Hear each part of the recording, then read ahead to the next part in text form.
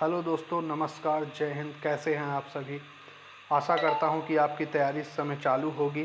प्यारे बच्चों, परीक्षा 12 तारीख से, किसी की 13 को, किसी को 14 को जुलाई में हो रही है ना।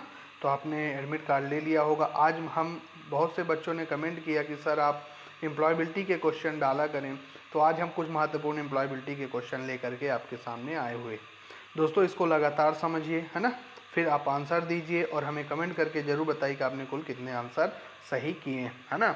मतलब 12 प्रश्न हम अभी ला रहे हैं, जो टॉप 12 हैं वो अभी आपके सामने आ रहे हैं और आप हमें कमेंट करके बताइए कि 12 में से आपने कुल कितने सही किए।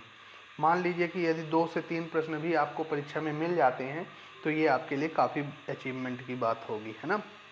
तो समय न गंवाते हुए हम शुरू करते हैं अपने प्रश्न की। पहला प्रश्न है, प्रभावी संचार के लिए जो इफ़ेक्टिव कम्युनिकेशन होता है उसके लिए हमें क्या करना चाहिए। सुनते रहना चाहिए, सुनो, सिर्फ सुनना चाहिए, सुनो, ध्यान से सुनो और बात करो, या फिर ध्यान से सुने और अनावश्यक रूप से बात करें। ये 4 ऑप्शन आपके सम्मुख है। आपने इसका आंसर चूज कर लिया होगा। अब हम इसको सही आंसर बता रहे हैं। इसका जो राइट आंसर है दोस्तों, कैसे इसका आंसर देंगे, मतलब आप किसी भी व्यक्ति से बात कर रहे हैं, ठीक है। बात कैसे कर रहे हैं, जैसे ये एक लड़का है और ये पढ़ा रहा है और यहाँ पर बहुत सारे बच्चे बैठे हुए, ठीक है। ये बहुत सारे बच्चे पढ़ रहे हैं। अब हम चाहते हैं कि यहाँ पर प्रभावी स्किल कैसे पैदा हो। यानी इन्होंने जो भी बताया, ठीक है, उन्होंने a+b² बताया। अब आपके मन में, इन बच्चों के मन में क्या पैदा हुआ कि इसके 1-2 क्वेश्चन हो जाए। तो उन्होंने जो बताया तो उसके प्रति उत्तर में इन्होंने पूछा कि सर 1-2 इसके आंसर बता दीजिए या 1-2 क्वेश्चन दे दीजिए तो इसको हम सॉल्व करें। यानी दोनों तरफ से कम्युनिकेशन हो, वही प्रभावी कहलाएगा। इसका मतलब लिसन एंड टॉक केयरफुली, यानी ऑप्शन नंबर सी इसका राइट आंसर होगा। तो जिन्होंने सी लगाया है वो बिल्कुल सही आंसर लगाया है। इफ़ेक्टिव कम्युनिकेशन सिर्फ एक बच्चे, मतलब टीचर के बोलने बस से नहीं होता। बच्चों को डाउट है तो वो अपने टीचर से पूछे, यही प्रभावी कम्युनिकेशन कहलाता है। अगला प्रश्न है, गलत संचार के कारण हो सकता है। यानी प्रश्न ये पूछा है कि जो मिसकम्युनिकेशन है वो किसकी वजह से हो सकता है। संबंध बनाएं, गलत फहमी पैदा करें, सफल योजना, प्रभावी परिणाम देखें, ठीक है। तो इसका गलत कम्युनिकेशन कैसे होता है कि जैसे एक बच्चा ये है, ठीक है, और एक बच्चा ये दोनों आपस में बातें कर रहे हैं ना, ये दोनों आपस में बातें कर रहे हैं।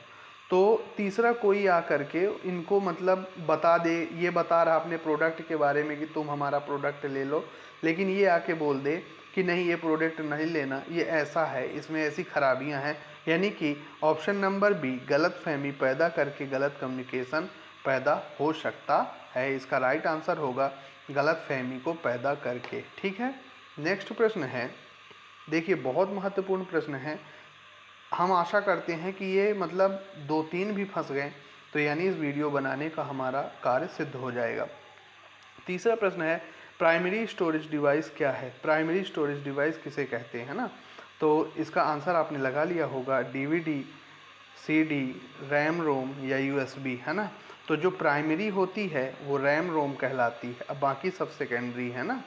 और आपने देखा होगा जैसे डीवीडी हो गई, सीडी हो गई, यूएसबी हो गई, ये सेकेंडरी है, ठीक है। और प्राइमरी में क्या होगा, रैम और रोम। रैम का फुल फॉर्म होता है रैंडम एक्सेस मेमोरी और रोम का फुल फॉर्म होता है रीड ओनली मेमोरी। नेक्स्ट प्रश्न है, व्हाट इज स्ट्रेस। स्ट्रेस यानी तनाव क्या होता है। देखते होंगे एक स्प्रिंग होती, उसको यदि खींचा जाए तो वो स्प्रिंग कुछ इस तरह से हो जाती है ना, और फिर जैसे ही छोड़ दिया जाता है वो वापस इस तरह हो जाती।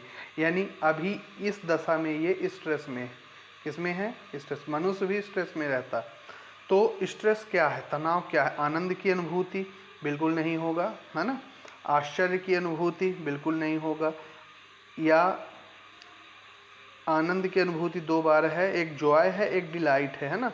इसका जो राइट आंसर हो ऑप्शन डी, इसमें हताशा या निराशा की भावना होगी। स्ट्रेस में जब आदमी रहता है तो ऑलरेडी हताशा या निराशा की भावना पैदा होती है। तो इसका राइट आंसर है option number D is the correct.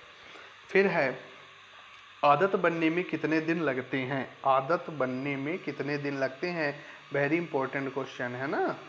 आदत, आपने देखा होगा कि गाड़ी जैसे चलाते हैं, गाड़ी चलाते वक्त धीरे धीरे आदत पड़ जाती है चलाने की, तो आदमी अच्छा करने लगता है। या कोई आदमी पढ़ाई करता है तो शुरू में उसको दिक्कत जाती, लेकिन वही सोच रहे हैं कि कितने दिन में वो पढ़े कि वो उसकी आदत बन जाए और वो लगातार पढ़ता रहे। तो ऑप्शन नंबर ए 11, 15 या 21। दोस्तों इसका जो राइट आंसर होगा ऑप्शन नंबर डी यानी 21 सही होगा।